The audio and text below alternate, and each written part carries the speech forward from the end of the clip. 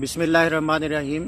میں علماء کی خدمت میں کچھ عرض کرنے لگا تھا، اور بات میں نے شروع کی تھی حضرت امیر ملت امیر اہل سنت مولانا محمد الیاس قادری صاحب دامت برکاتہم قدسیہ سے، کہ بہت اچھا کام کر رہے تھے، بڑی محنت کی انہوں نے، بہت سے بے شمار نوجوانوں کو، بے شمار لوگوں کو اسلام کے صحیح کنسیپٹ کی طرف وہ لائے اور اسلام کا لباس پہنا دیا ان کو، اور بڑے بے شمار نوجوانوں کو حضور نبی کریم صلی اللہ علیہ وسلم کی سنت رکھوا دی۔ بڑا کام کیا، مگر ایک چھوٹا سا کام، جو ایک مسئلہ جو سینکڑوں سالوں سے حل طلب ہے، بحث چل رہی ہے، مباحثے چل رہے ہیں، اور اہل سنت کا اس پر ایک اجماع ہو چکا ہے کہ حضرت سیدنا امیر معاویہ رضی اللہ تعالیٰ عنہ صحابی رسول ہیں، اور ان کے بارے میں ہمیں صرف صحابی ماننا ہے اور اپنی زبان کو بند رکھنا ہے۔ یہ اہل سنت کے علماء کا متفقہ فیصلہ ہو چکا تھا۔ اب اللہ جانے کیا مسئلہ پیدا ہوا، کیا صورتحال پیدا ہوئی، کیا ضرورت محسوس ہوئی ان کو کہ انہوں نے حضرت امیر معاویہ رضی اللہ تعالیٰ عنہ کی ذات کے حوالے سے ڈسکشن شروع کر دی، اور ڈسکشن بھی ایسی کہ جو اہل سنت کے موقف کے مطابق نہیں تھی۔ ان کے نام پہ مساجد بنانا، ان کے نام کے جلسے اور جلوس نکالنا، یہ ساری چیزیں علماء اہل سنت نے نہ کبھی کی تھی، نہ کرنے کی ضرورت تھی۔ ایک دبا ہوا مسئلہ تھا، اس کو اچھالنے کی اور اس کو نکالنے کی کیا ضرورت پڑی ہوئی تھی؟ نتیجہ کیا نکلا کہ وہ لوگ جو ادب کے ساتھ، احترام کے ساتھ ان کا نام لیتے تھے، آج وہ وقت آ گیا کہ ان کو کوئی خارجی کہنے لگا، کوئی کچھ کہنے لگا، کوئی ناسبی کہنے لگا، کوئی پتہ نہیں کیا کیا، اللہ جانتا ہے کیا کیا کچھ کہنے لگ گئے۔ اسی طرح بہت سارے علماء کرام ایسے دبے ہوئے مسائل جن کی امت مسلمہ کو بحث کرنے کی بھی اب ضرورت نہیں ہے، اگر ہم ان پر بحث کرتے ہیں اور ان کو اچھالتے ہیں اور وہ غیر مسلم، نان مسلم ورڈ تک پہنچتی ہیں وہ ساری چیزیں، تو وہ کیا کہیں گے؟ وہ ہمارے بارے میں کیا سوچیں گے؟ وہ اسلام کے بارے میں کیا سوچیں گے؟ اور اسلام کی وہ ہستیاں جن کو ہم خود اچھال رہے ہیں، معاذ اللہ استغفر اللہ، یہ کیا ہم دین کی خدمت کر رہے ہیں؟ ان کے بارے میں پھر وہ غیر مسلم کیا سوچیں گے کہ جن کے ذریعے سے اسلام پہنچا ہے، آگے پوری دنیا تک پہنچا ہے، ان ہستیوں کے بارے میں، ان شخصیات کے بارے میں ہی مسلمانوں کے اپنے نظریات کیا ہیں اور ان کی اپنی ہی سوچ کیا ہے، مسلمانوں کی اپنی سوچ کیا ہے، تو کیا وہ اسلام پر پھر وہ ڈاؤٹڈ نہیں ہوں گے؟ اسلام کو شک کی نظر سے نہیں دیکھیں گے؟ اسلام ان ہستیوں کی کہی ہوئی باتوں پر کیا وہ یقین کرنے کے لیے تیار ہوں گے؟ آپ ان کو اسلام کی اتھینٹسٹی اور اسلام کی حقانیت پر اگر ان لوگوں کے دلائل دیں گے، سیدہ فاطمہ طیبہ طاہرہ سلام اللہ علیہا کی بات، ایک طرف یہ لوگ کہہ رہے ہیں خطا پر تھی، فلاں تھی، تو کل آپ ان کی سیرت اور کردار کی بات کریں گے تو کیا نان مسلم ورڈ اس پر اعتماد کرنے کے لیے تیار ہوگی؟ صدیق اکبر رضی اللہ تعالیٰ عنہ کی حوالے سے کچھ لوگ باتیں کر رہے ہیں، کچھ حضرت سیدنا فاروق اعظم رضی اللہ تعالیٰ عنہ کے حوالے سے باتیں کر رہے ہیں، کچھ کسی پر بول رہے ہیں، کوئی کسی پر بول رہے ہیں، اور اتنا سوچتے ہی نہیں ہیں کہ جنہوں نے سارا کچھ اپنا قربان کیا، جن ہستیوں نے اپنا گھر بار چھوڑا، مال اولاد کی فکر نہیں کی، کبھی کوئی دھیان ہی نہیں، اس طرف نظر اٹھا کے ہی نہیں دیکھا، اور جب سے وہ آقا کائنات صلی اللہ علیہ وسلم کے ساتھ چلے ہیں، انہوں نے سارا کچھ قربان کیا، اور قربان کرنے کے انہوں نے پیچھے مڑ کر ہی نہیں دیکھا کہ ہمارا کچھ دنیا میں بچے گا یا نہیں بچے گا، سب کچھ انہوں نے اللہ اور اللہ کے رسول کی رضا کے لیے وقف کیا۔ ہم کون ہوتے ہیں کہ ان ہستیوں کے کسی کام پر بحث کریں اور ان پر اعتراضات کریں کہ اس فلاں نے غلط کیا، فلاں نے ٹھیک کیا؟ خدا کا خوف کرو، کس طرف جا رہے ہو یار؟ کس طرف لے جانا چاہ رہے ہو؟ کیسا مستقبل امت مسلمہ کو دینا چاہ رہے ہو؟ ہماری آنے والی نسلوں کو کیا اسلام سمجھا رہے ہو تم؟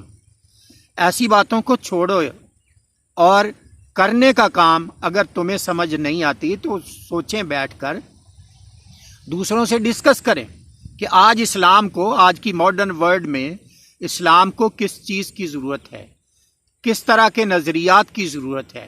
امت مسلمہ کو متحد کرنے کی کوشش کرو۔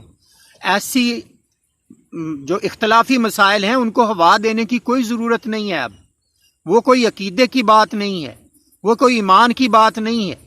وہ جو معاملات ہوئے امت مسلمہ کے قیادت کے اندر، اعلیٰ ترین ہستیوں کے اندر، ان میں سے کوئی بھی ذات، کوئی بھی ہستی ایسی نہیں تھی کہ وہ اسلام کو نقصان پہنچانا چاہتی تھی یا وہ ایک دوسرے سے بغض اور اناد رکھتے تھے۔ یہ جس طرح کے ہم لوگ ہیں وہ اس طرح کے نہیں تھے۔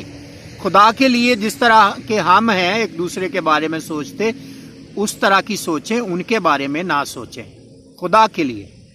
اور ان ساری چیزوں سے نکل کر یہ سوچیں کہ ہم نے امت مسلمہ کو متحد کیسے کرنا ہے، آئندہ آنے والی نسلوں کو ہم نے کیا دینا ہے، ہم نے آئندہ آنے والی نسلوں کو دین کی طرف کیسے لانا ہے۔ آپ کو تو یہ سوچنا چاہیے کہ آج کتنے امت نوجوان ہیں جو نماز کی طرف نہیں آتے، جو جھوٹ بولتے ہیں، جو فراڈ کرتے ہیں، جو ڈاکے ڈالتے ہیں، جو بد زبانی کرتے ہیں، بد کلامی کرتے ہیں، بد اخلاقی کرتے ہیں۔ ساری چیزیں اسلام سے چھوڑ چکے ہیں۔ اسلام صرف ان کے نام کے حد تک اسلام رہ گیا ہے، باقی ساری چیزیں نکل چکی ہیں۔ اخلاقیات کا بیڑا غرق ہو چکا ہے ہماری، اور ہمارے رہنے سارے معاشریات کا، معیشت کا دغا بازی ہے، دھوکے بازی ہے، ہر طرف کیا ہے، تماشا لگا ہوا ہے۔ اور اسلام کے ساتھ ایسے جیسے ہمارا کوئی تعلق ہی نہیں رہا ہے۔ ہمیں اپنی آئندہ آنے والی نسلوں کو اس طرف واپس لانا ہے۔ اس کے لیے خدا کے لیے کام کریں، اس کے لیے محنت کریں۔ آئندہ آنے والی نسلوں کو بتائیں کہ اسلام، ہر چیز اسلام سے اخذ ہے، قرآن سے اخذ ہے، سنت سے اخذ ہے۔ دنیا کی ماڈرن ٹیکنالوجی بھی اسلام سے اخذ کی گئی ہے۔ اسلام ان ساری چیزوں کا بانی ہے، اسلام ان ساری چیزوں کو آگے چلانے والا ہے۔ اسلام کے اندر یہ ساری چیزیں ہیں۔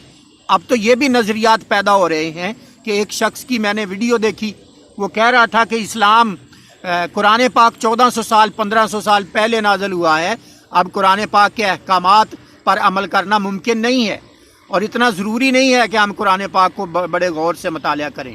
خدا کے لیے یہ آئیڈیالوجی، یہ نظریات لوگوں کے پیدا ہو رہے ہیں، اور آہستہ آہستہ وہ اللہ پر یقین بھی ختم ہو جائے گا، حضور نبی پاک صلی اللہ علیہ وسلم پر یقین ختم ہو جائے گا، قرآن پاک پر یقین لوگوں کا ختم ہو رہا ہے، حدیث پاک پر یقین لوگوں کا ختم ہو رہا ہے۔ ان ساری چیزوں کو خدا کے لیے سوچیں اور اس پر کام کرنے کا آغاز کریں۔ ان ساری چیزوں کے اندر آگے بڑھیں، ریسرچ کریں، تحقیق کریں کہ آج امت مسلمہ ہم سے دور کیوں ہوتی جا رہی ہے۔ آج علماء کی باتیں سننے کے لیے کوئی تیار نہیں ہے، علماء سے دور جا رہے ہیں لوگ، ماڈرن لوگوں کی طرف جا رہے ہیں، اداکاروں کی باتیں سنتے ہیں، کرکٹرز کی باتیں سنتے ہیں۔ ان کے ہیرو وہ لوگ ہیں، آپ نہیں ہیں۔ آپ کیوں ہیرو نہیں ہیں؟ اس لیے کہ آپ تو ہر وقت لڑانے کی بات کرتے ہیں، آپ تو توڑنے کی بات کرتے ہیں، آپ تو جوڑنے کی بات ہی نہیں کرتے۔ آپ لوگوں کو پریشانیاں دیتے ہیں، تکالیف دیتے ہیں، ذہنی طور پہ ٹینشن دیتے ہیں۔ کون آپ کی طرف آئے گا؟ خدا کے لیے چینج یور سیلف، اپنے آپ کو تبدیل کیجئے، اپنے اندر تبدیلی لائیے۔ اگر آپ واقعتاً اسلام سے محبت کرتے ہیں، حضور تاجدار کائنات سے محبت کرتے ہیں، اور اللہ رب العزت کا آپ کے دلوں کے اندر خوف ہے، آپ چاہتے ہیں کہ اسلام پھر سے ایک سپر پاور بن کر ابھرے، تو پھر آپ کو تمام مکاتب فکر کے علماء کو اپنے آپ کو سنوارنا ہوگا۔ اختلافی مسائل کو چھوڑ کر اختلافی مسائل پر ایسا موقف اپنائیں جو دوسروں کو دکھ نہ دے، جو دوسروں کے لیے پریشانی کا باعث نہ بنے، ایسا موقف اپنائیں، اور درمیان والا رستہ نکالیں، طریق وسط جس کو کہتے ہیں، اور وہی صراط مستقیم ہے۔ اس صراط مستقیم پر خود بھی آئیں اور امت مسلمہ کو بھی لے کر آئیں۔ اور آخر پہ میں ریکویسٹ یہ کرنا چاہتا ہوں، بار بار آپ کی خدمت میں عرض کرنا چاہتا ہوں کہ خدا را اپنے آپ کو بدلیں، بدلی ہوئی دنیا کے، ترقی یافتہ دنیا کے حالات کا جائزہ لیں، اور ضرورت کو سمجھیں، اور ضرورت کو سمجھ کر امت مسلمہ کو آئندہ کس چیز کی ضرورت ہے، ہم نے ٹیکنالوجی میں آگے بڑھنا ہے، اور ہم نے علم میں آگے بڑھنا ہے، ہم نے جہالت سے نکلنا ہے، ہم نے اپنی امت مسلمہ کو پھر سے سرفراز کرنا ہے، سر بلند کرنا ہے۔ اگر آپ کے اندر صلاحیت نہیں ہے تو خدا کے لیے ان لوگوں کو دیکھیں جو دنیا کا رخ بدل چکے ہیں، جنہوں نے دنیا کا رخ موڑا ہے، جنہوں نے بہت بڑی نئے نظریات کو ڈیولپ کیا ہے، ان کو دیکھیں اور ایسی قیادت کے ساتھ چلیں جو اس چیز کی صلاحیت رکھتی ہے۔ میں امید کرتا ہوں کہ اللہ رب العزت ہمیں توفیق دے اور ہم سب اس طرف بدلیں اور صحیح راہ راست کی طرف آ جائیں۔ والسلام علیکم ورحمۃ اللہ وبرکاتہ۔